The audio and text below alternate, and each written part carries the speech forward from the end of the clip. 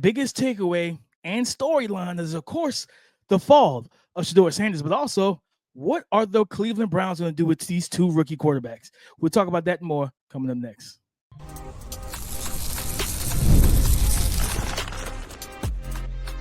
You are Locked On NFL Draft, your daily podcast covering the NFL Draft. Part of the Locked On Podcast Network, your team every day.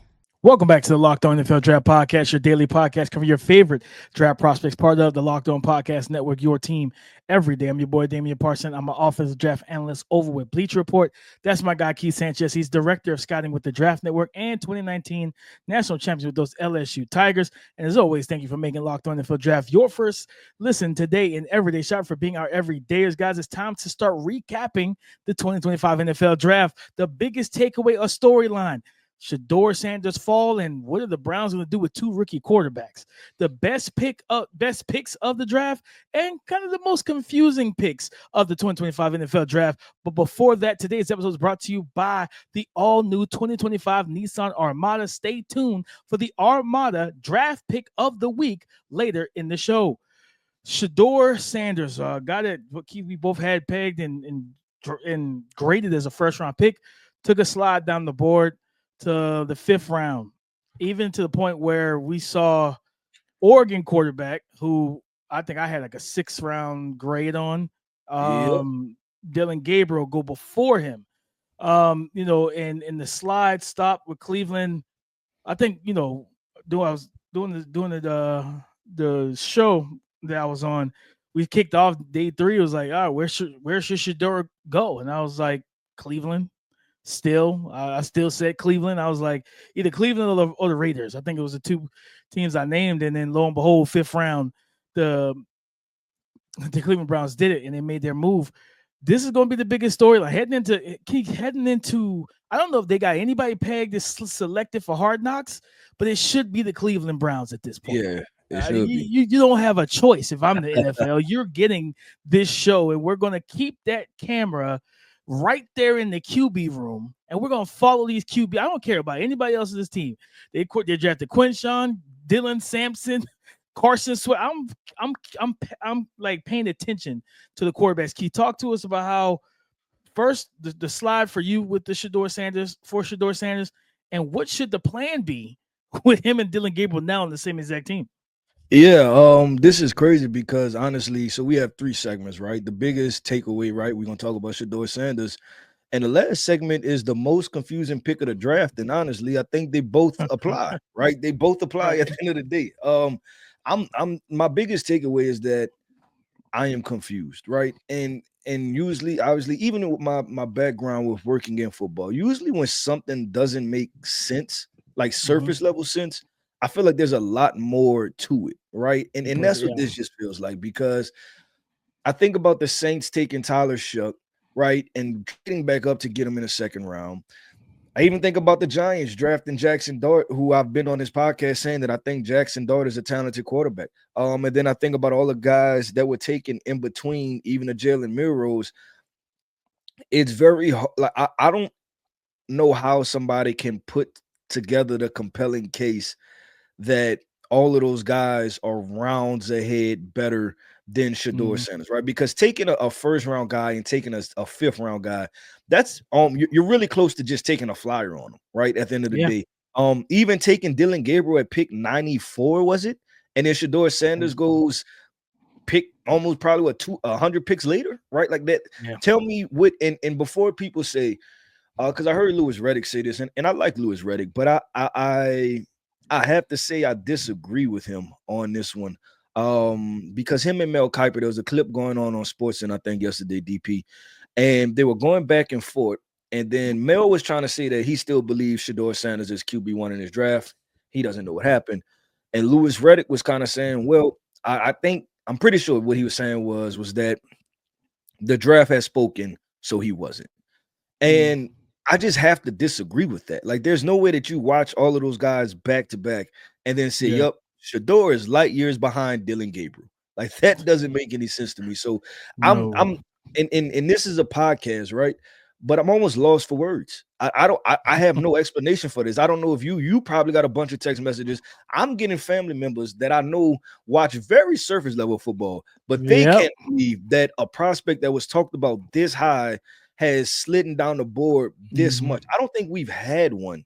And a guy that was considered this high and, a quarterback class that isn't really strong at the end of the day slide this far down the board, especially with this many teams needing a quarterback. The Cleveland Browns need a quarterback, and they passed up on him 4 different times and drafted him in the 5th round. Yeah, I'm with you. I was very lost for words when Dillon Gabriel's name came off the board at 94. I thought 94, when they said quarterback, I was like, oh, this is the spot. This is Shedeur. It was a top 100 pick, good capital, stuff like that.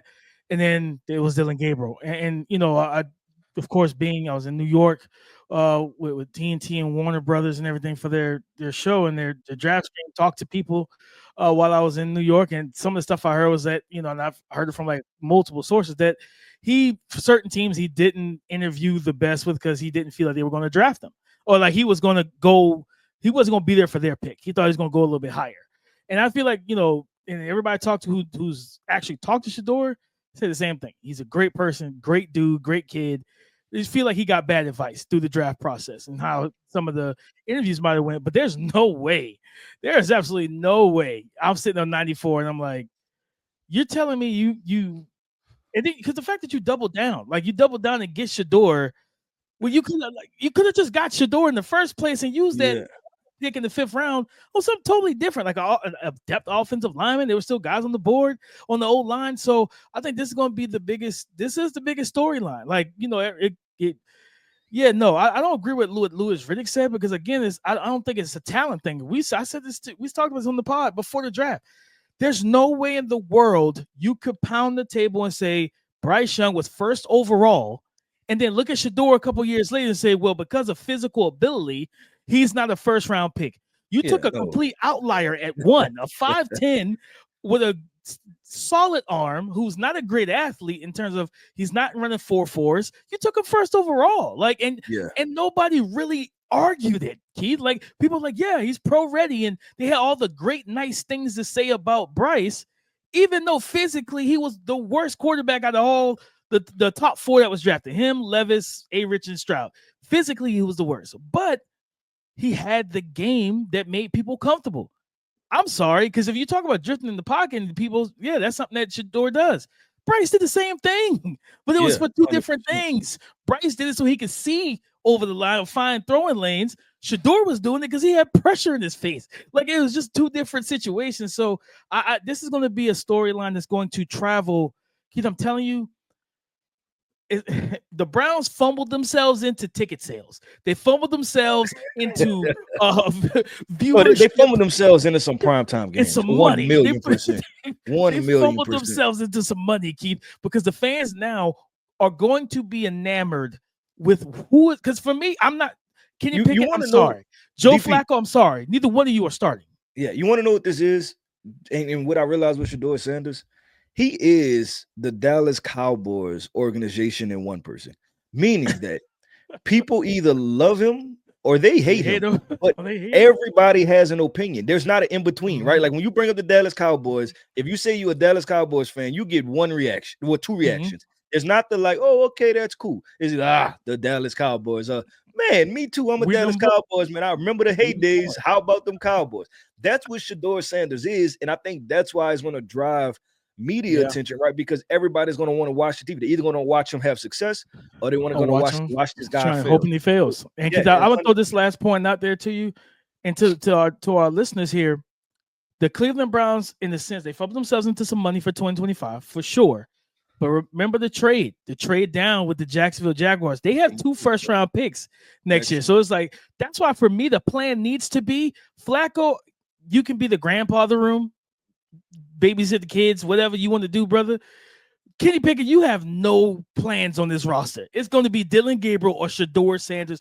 One of those 2 rookies, to me, Keith, the Cleveland Browns have to learn from the Atlanta Falcons a couple years ago, where they could have benched Marcus Mariota a lot earlier, let Desmond Ridder get his reps, and then see what you have, and then go and be aggressive in that next draft, which I think was the Bryce Young, A-Rich, and C.J. Stroud draft. You didn't do that. You gave him 4 games. He showed you some flashes. You're like, okay, we'll roll with it. And then that was a terrible decision. You should have went ahead and got him on the field sooner.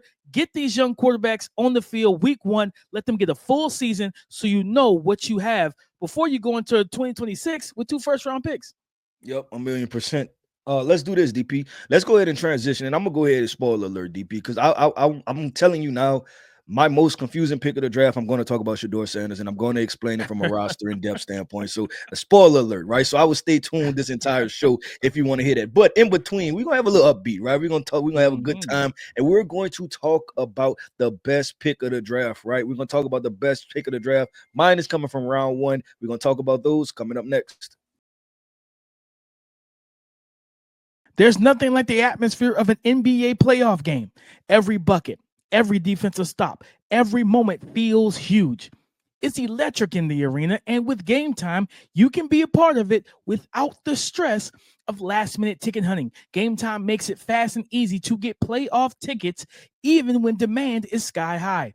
Prices on the app actually go down as tip-off gets closer, and their last-minute deals can save you up to 60% off. Again, save up to 60% off buying last-minute tickets for sports, concerts, comedy, theater events, and more events around you. Take the guesswork out of buying tickets with Game Time. Download the Game Time app, create an account, and use the code LOCKEDON NFL for $20 off your first purchase. Terms apply. Again, create an account and use the redeem code LOCKEDONNFL for $20 off. Download Game Time today. Last minute tickets, lowest prices guaranteed. The best picks from the 2025 NFL draft, Keith. I go to round 2, and the Seattle Seahawks and Mike McDonald finding his version, a guy that he can coach up to become, hopefully, his version of Kyle Hamilton and Nick Emmanwori. And then, sometimes you, Keith, you watch players and you're like, you know what, man, he looks like he belongs on X NFL team.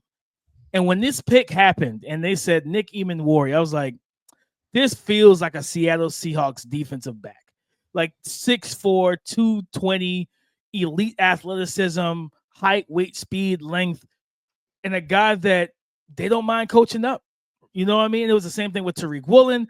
We saw it with Cam Chancellor, with Baron Browning, with, like Byron Maxwell, Richard Sherman. And don't get me wrong, that was a different regime, of course, Pete Carroll and stuff like that. But if there's anybody I trust to get Nick Emmanwori where he needs to be, it's going to be Mike McDonald. Mike McDonald knows, like, that was the guy that really, you remember, Keith, coming off that combine, people were low. They start getting low on Kyle Hamilton. It was like, oh, the athleticism's not there, different things like that. He can't play on top of the roof and all that type of stuff. And then, Mike McDonald got his hands on him. He's like, I'll show you what to do with him. And I use him everywhere. As a big nickel, as a big dime backer, too high safety looks, different things like that. And he did a lot of that, especially in the too high stuff. That's when that Ravens defense took off this year, when they started putting them and moving them back to kind of help alleviate some of the things that was happening back with, I think not Joseph, but the corner that was getting lit up on the right side of the defense. Man, I think Nick Emmanwori, that was one of my favorite picks of the draft. I didn't think it was an absolute need, but man, this hits and with Mike McDonald calling plays.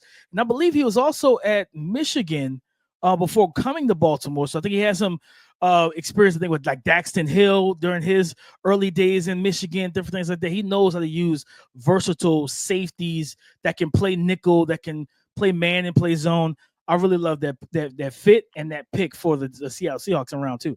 Yeah, and that's one, like you said, DP. I think the best way to explain it is that it makes sense, right? In scheme fit and everything, it has an opportunity to be explosive, right? Like almost like a seamless type situation. You have a void, you fill it, and then you continue to move on.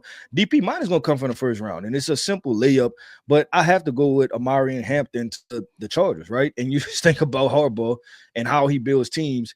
You might as well go ahead and smash the button for Rookie of the Year, right? Because I think he can get close to that. And I know that they signed Najee Harris also.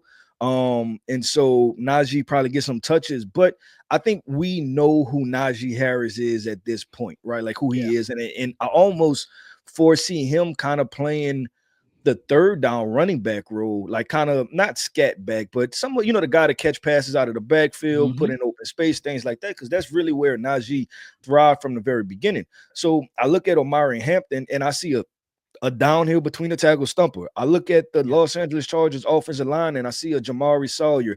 I see what's our guy that came out of Boston College a couple years ago. I see Zion. I think it's Zion. Yeah. Zion Johnson.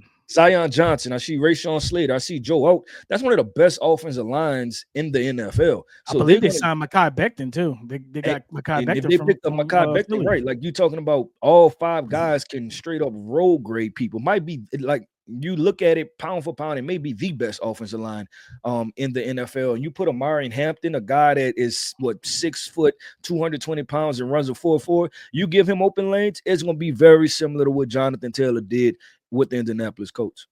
And to your point, Keith, now this young man goes from having no quarterback at UNC to having Justin Herbert slinging the rock, and Keith, lighter boxes with you got Ladd. Teams are going to try to take Ladd away. They added Oronde Gadsden as a sneaky day 3 pass catching tight end that I'd like to see develop into that role for them. You got Quentin Johnson, but Keith, to your point, I'm staying with the Chargers. Another pick that I think was one of the better picks in the draft. Second round to the Chargers. That was Trey Harris, man. Like going to get one of the guys I really liked in this class. Give them another outside receiving option. I thought they would eventually went tight end because Greg Roman's offenses have really ran kind of through the tight ends like throughout his career as an OC.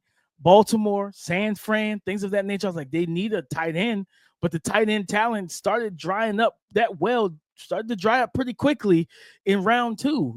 With Mason Taylor coming off the board, Ferguson came off the board. I think round 3 we got Harold Fannin, I believe, is where Harold Fannin came off the board.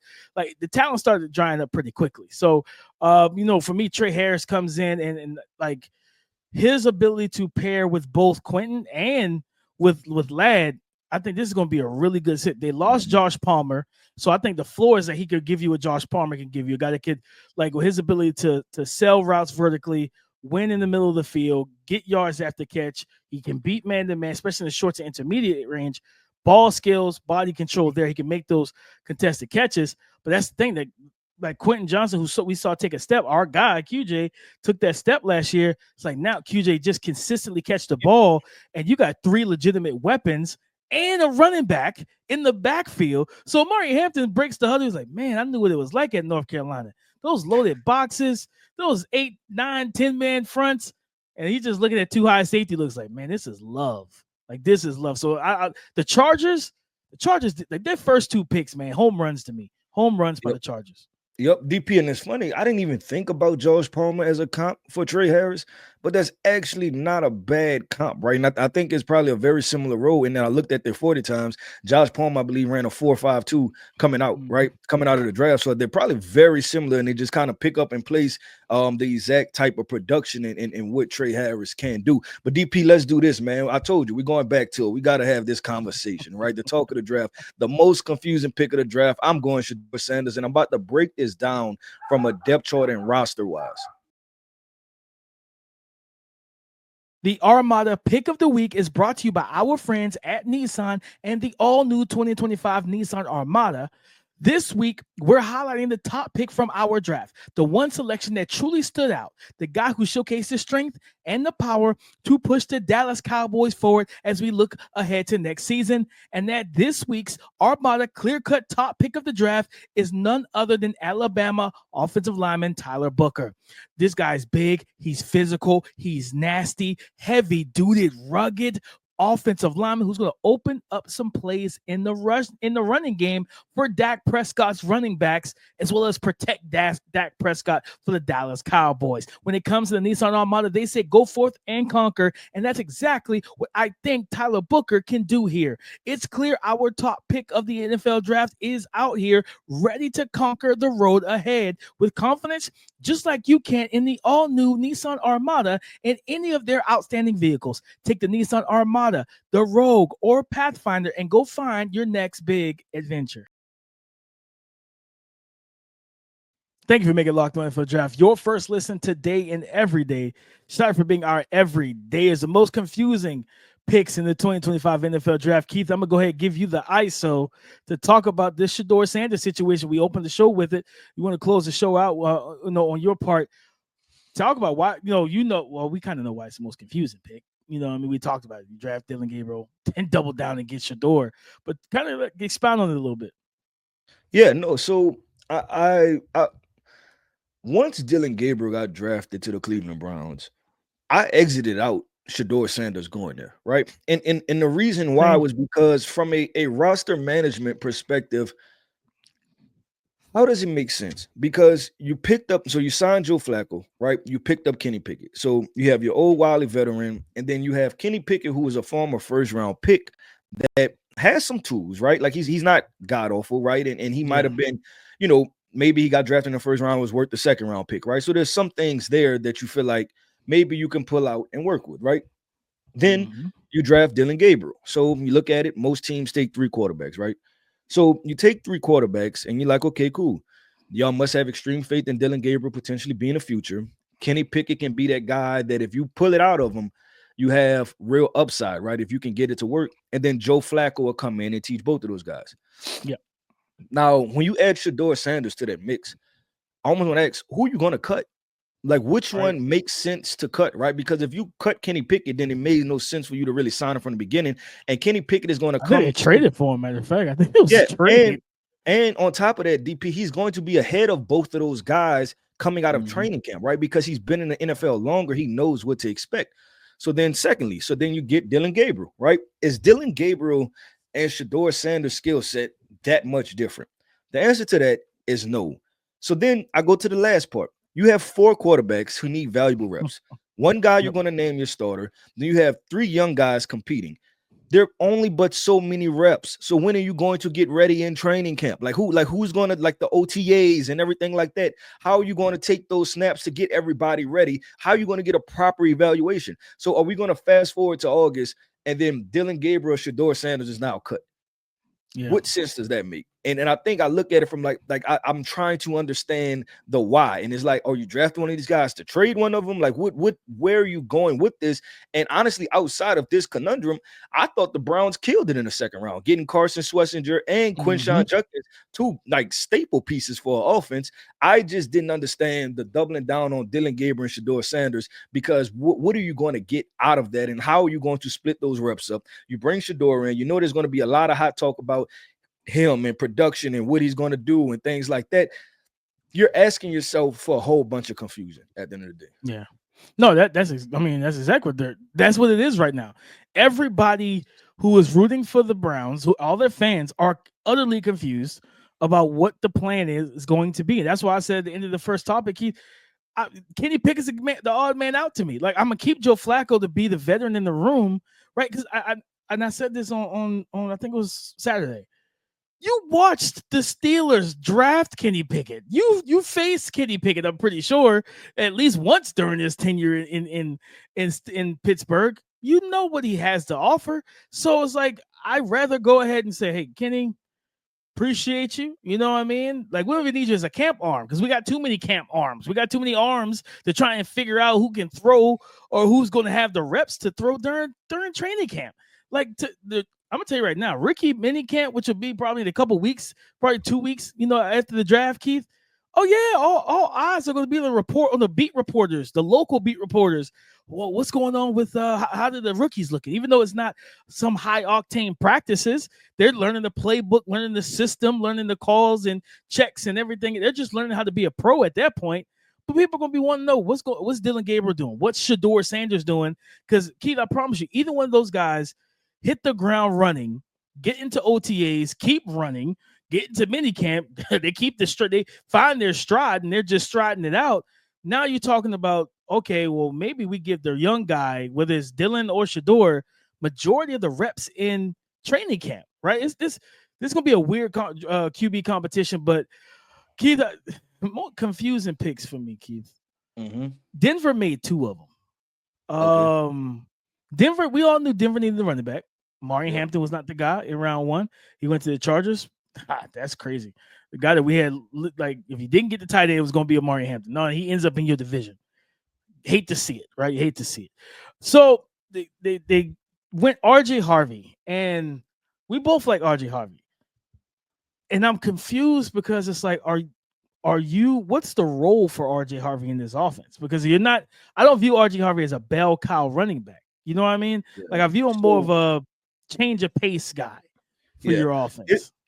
And so I was, instead of confusing for me that, and you know, I'm a big RJ Harvey guy, right? I think like in my last rankings, I had him in like RB5 or something like that, right? So I'm a big RJ Harvey guy, but I have to admit, I'm with you. It was the most surprising pick because I still did not think from a measurables perspective. I think he was 5'8", 208 pounds or something like that at the combine. I didn't think that he would still go that high, right? I just didn't think that was possible. The part that I thought about, because obviously Sean Payton has been in New Orleans, you know, live in New Orleans. I've been, you know, paid attention to the Saints a long time. I've thought about one, how much Sean Payton values running backs, right? And especially the change of pace guys, right? We talked about this, taking the Reggie Bushes. But the one guy that popped up to me that I thought about in my mind, Pierre Thomas. And Pierre Thomas was a short, another, you know, a smaller back, kind of stocky, and was just a key piece to them winning the Super Bowl. So I was like, I wonder if he sees some of that in RJ Harvey, like, because I, you know, and that's because I was just trying to think through it, because I'm with you. When I seen it, I was like, wait, what? RJ Harvey in the second round, like top of the second. I was like, that's crazy. But just tried to like kind of make sense of. That's the only thing I could think of is that, and you know, coaches, they go back to the same well that they won with, right? If they had success with it again, they try to go back. Now the difference is, I believe Pierre Thomas went late in the draft.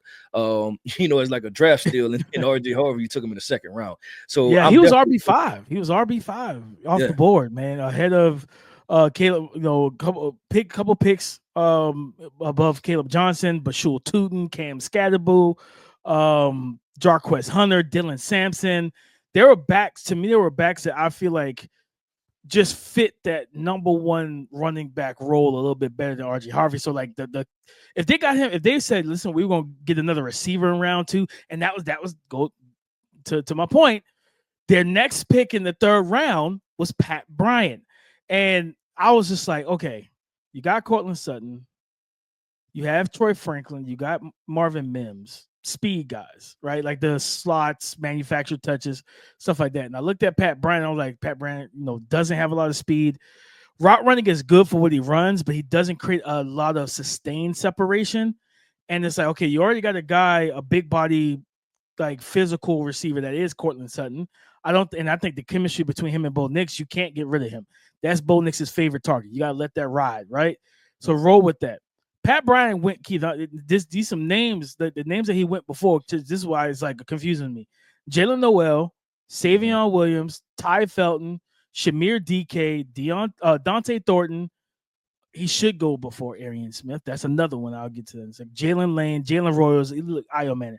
And there were multiple guys in there that are better athletes, guys that create better separation, guys that just can sustain the separation that they create. And I was just like, I didn't like either one of those. The spots that they took their 2 picks on day 2 for Denver, just really confusing, interesting picks to me, because I'm like, all right, you didn't draft a RB1 in my opinion, and then you got a guy that is athletically limited and is more to me projects better as a power slot. And I'm like, well, I think the slot role should, to me, the slot. If I'm trying to help Bo Nix out, I want Troy Franklin to take over that slot role. That's his former teammate. I want him to take over that, and I can get some vertical shots, slot fades, skinny posts, things of that nature. Also, the option routes that he knows how to run. They know timing, and they have really good timing and rhythm. Just that was probably the most confusing thing to me. It was like, all right, Denver, I'm cool with what you did in round 1. I'm cool. Yeah. Then round 2, I mean, day 2 came in. It was just like, I feel like both of those are reaches. Yeah, no, it definitely, I think is you laid it the right way, right? It was a compounding situation, right? Where you tried to kind of make sense. And that's where it, like, some of this stuff is like based off of, I guess you could say, rankings, right? You know what I'm saying? And then the other part of it is just, you know, just how you may feel about it with the team fit. I'm trying to look at other picks, DP, that I was kind of questioned about. And I guess the one Arian Smith. Arian Smith going. Okay, go Arian. Yep. Keith, like the Jets, we know the Jets need a receiver. And they go Arian Smith in what round was that? Top of the 4th. Yeah, top of the 4th. Yeah. The dude had like 14 drops in 2024. Yeah. Like, I mean, he had a couple on a smoke screen at the Senior Bowl, right? at the Super Bowl. Yeah. That How was is he tough. helping Garrett? If I'm Garrett Wilson and Justin Fields, I'm texting each other like, bruh, what's the plan here? You know, I do like the fact they got Mason Taylor, but that was because I had like a late like flyer grade on Arian Smith. Speed is there, but speed means nothing. Like, you know what he reminds me of? Ted Ginn. Like, he reminded me of Ted Ginn. I think when Ted Ginn was in Carolina, you get the big plays, and then you get the games with like 4 or 5 drops and Cam Newton dropping in the bucket, hitting the hands and just hitting the ground. So that was just a weird, like early reach for me with the Jets. The Ted Ginn pull, DP. I didn't think about that one. That's a retronym. You in your bag, man. You come back from New York, you in your bag, man. New York might have you feeling nostalgia a little bit, a little draft nostalgia in your bag with that one. But DP, that wraps up another episode, man, of the Locked On NFL Draft Podcast. I want to end this podcast off by saying shout out to our everydayers. Thank you for tapping in with us each and every single day. Every listen is greatly appreciated here over at Locked On NFL Draft. I am Keith Sanchez. You can find me on X at The Talent Code. That right there is my guy, my co-host, Mr. Damian Parson. You can find him on X at DP_NFL. And like we like to say, man, y'all come talk to us because we like to talk back. Go subscribe and follow for free on YouTube, wherever you listen to podcasts, to get the latest episode as soon as it is available. On tomorrow's show, we're getting into some draft grades. We're going to start grading some of these teams and some of the teams in these divisions, telling you, hey, how should you feel per your guys here at the Locked On NFL Draft based on how your team's drafted in the 2025 NFL Draft. So come and join the conversation again tomorrow on the Locked On Podcast Network, your team every day.